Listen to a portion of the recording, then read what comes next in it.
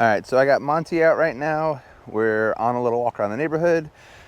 Got him on this 15-foot biothane long line, 3/8 thickness, super light, super nice for the dog and for me. He's hooked up to his prong collar and safety connected into the flat collar. What we're gonna do is we're gonna let him explore a bunch and hit some recalls. One big thing with teaching recalls that we're gonna go over is I want my dog to explore in between these recalls. I don't wanna, hit a bunch of recalls and make my dog, almost in a learned helplessness kind of way, not explore anymore, right? That's kind of the same thing why I don't teach a heel command from the beginning. He's like chasing leaves. I don't teach a heel command in the very beginning because I want my dog to explore. Still teach him leash manners, still teach him, not be an asshole on leash, but I don't like the dog heeling next to my side for the first couple days just because, then they kind of don't want to explore anymore, right? So he's out, he's sniffing on things, he's doing a super good job, setting up for success. When I say, Monty, come, good boy. Him coming over here, I'm immediately gonna reward that. I'm gonna say good, I marked it. I'm gonna go ahead and tell him free. Now, I told him free from the recall, right? So I don't need my dog to sit or down every recall that they have. He's kind of caught up on the leash. I'm gonna make sure he's not stepping on this. I don't need my dog to sit or down on every recall. Just like when people talk about like auto sits when they're healing, I don't want my dog to auto sit when I'm healing and I stop every time, because then that's annoying if they're constantly sitting and I'm moving immediately after I stop. We'll do one more recall to get him kind of untangled with the leash here.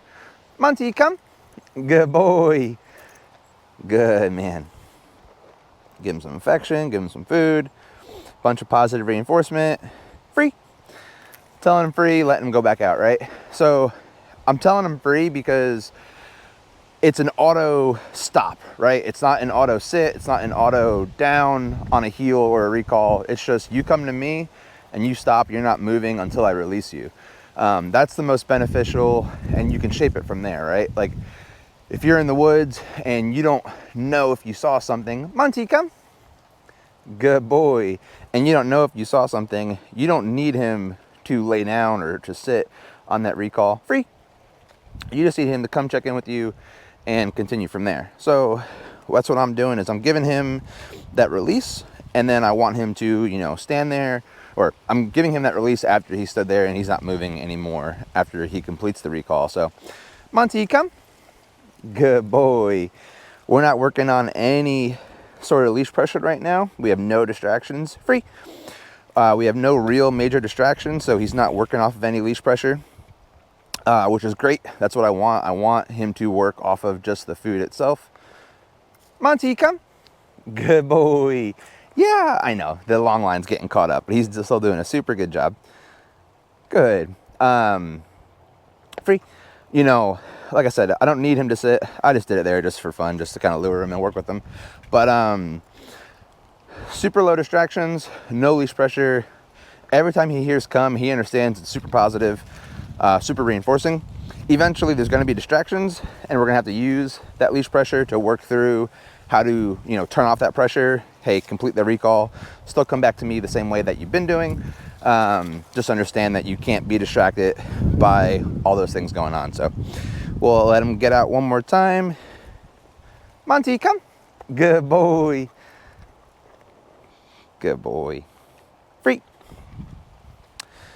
He's snacking on his food. And we typically get dogs off leash super effective and efficient, and I would say not fast, but pretty well, with a solid routine of, reinforcement, both positive and negative reinforcement, meaning, using some sort of reinforcer, obviously, using some sort of food, treat, praise, toy, whatever it may be, and then using that leash pressure to work through those distractions, right? So having a long line is super key. You can kind of see here, I'm kind of backtracking and I'm not recalling him, but wherever I go, he's following, right? So I was letting him take charge. I was letting him lead on the walk, which is super cool.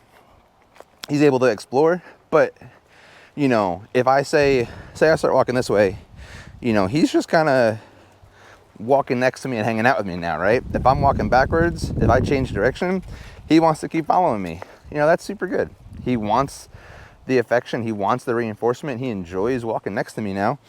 That's awesome. You know, teaching recall, teaching leash manners, that in itself teaches a dog essentially to heel. Not completely, not perfect, but you know, teaches them to be at your side, loose leash, and not care about too many other distractions going on. So what I'm gonna do is I'm gonna keep practicing this with him today. We're gonna keep working the recalls. We're gonna keep letting him, you know, I can use food to start making distractions. I can start tossing kibble out. If he sees that, awesome. He's grabbing one piece, grabbing another piece. I can say, Monty, come. Good. I'm gonna back up a little more. Good boy. You know, he left 3 pieces on the ground. Super small distraction, but hey, he still jumped off of it and came my way. So that's awesome. I'll go ahead, end it on that super good note, and we'll get into session 2 and 3 with him later on today.